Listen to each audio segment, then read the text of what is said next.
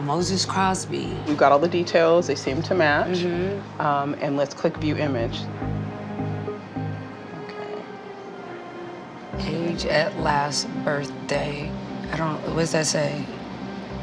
50? Male, race black. In state prison. The plot thickens. Okay. So, I'm meeting with a genealogist to see where my great-grandmother's name leads me. Hi, Nika. Yes. Thank you for meeting me. No problem, no problem. So, my great-grandmother's name is Alice Crosby, and I know that she lived in Wetumpka, Alabama. And I'm just hoping to see where those little nuggets lead. The sky's the limit. You ready to see what we can find? I do. All right, awesome. So let's go ahead and go to Ancestry. All right. With Nika's help, I'm able to find Alice Crosby's Social Security application on Ancestry. And I discover her parents' names. My great-great-grandparents, Mary Meadow and Mose Crosby. Using Moses' name, I then look for the family in Alabama, since I know that's where Alice lived, and I locate them on the 1900 census. This is Moses. Oh my God, 1, 2, 3, 4, 5, 6, 7, 8, 9, 10, 11, 12, 13 kids. Bless Mary's heart. Bless Mary's heart. Wow, Moses. And he's the head of the family. This is when he was born? Yeah. 1820. So he was, wait a minute. If she was born in, if our numbers are right, Moses is 80 years old, but his wife Mary is only 47. So that means Alice's father had her when he was 76. Hey, you know I'm not mad at you, Moses. So we've got his birthplace, South Carolina, right? Now, what is this, these other columns, what are they saying? You've got literacy in these columns here. So He could read. here Moses can read and write and is literate. You know, literacy was not something that was afforded to African-American people in particular. You know, it was illegal to teach a slave to read and write. And if you look at his birth year and look at Mary's birth year, it was highly likely they were slaves. Yes, exactly. But I can't get past his age. Like, I just wonder why Moses started so late. Definitely a great question. So let's go back to the card catalog.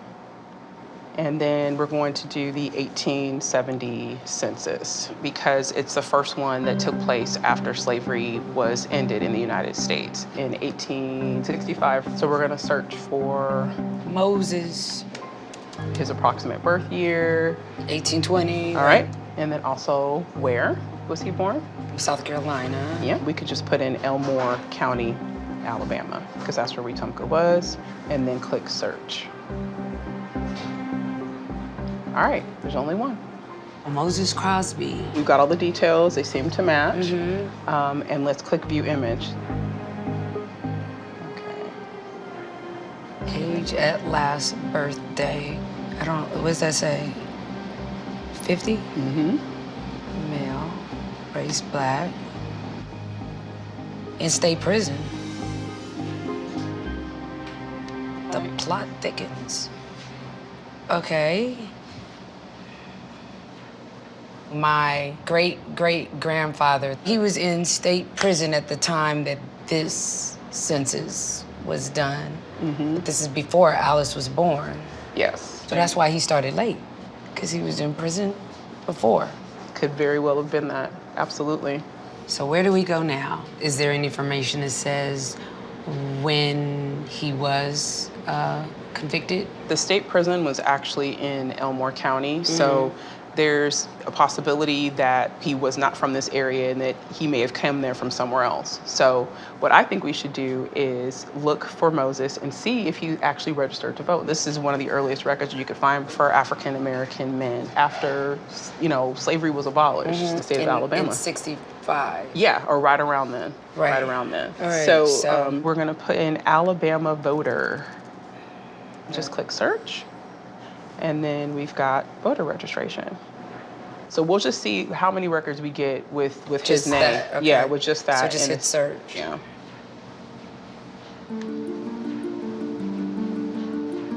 Is that his name right there? Yeah, there he goes. Yeah. Wow, Moses Crosby. Is this the county in which he... Registered. Tuscaloosa. This is in 1867, so that means he was about 47 years old. So what happened in those 3 years? It sounds like you might have to take a trip. So I gotta go to Tuscaloosa. You gotta go to Tuscaloosa. I'm hoping I'll find the answers in Tuscaloosa, Alabama.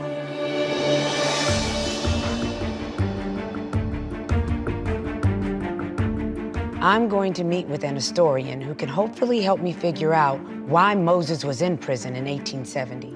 We're going to spend a little time today looking at the Tuscaloosa County court records. Okay. And much of that has been indexed and digitized. So the name of the project is the 7th Floor Records Project. Okay, here we go.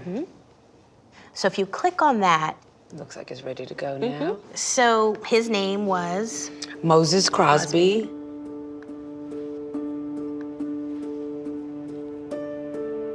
Well, we have two Moses Crosby. Betting on 10 pins, AKA Moses Hughes, freedman, and then not guilty, betting on 10 pins.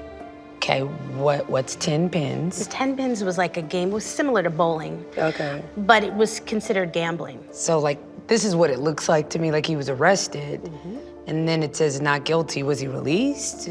Exactly. Let's also look at what else we see Moses here. Hughes. Right, so we have AKA, so he's going by Yeah, he's got an alias. alias, yeah.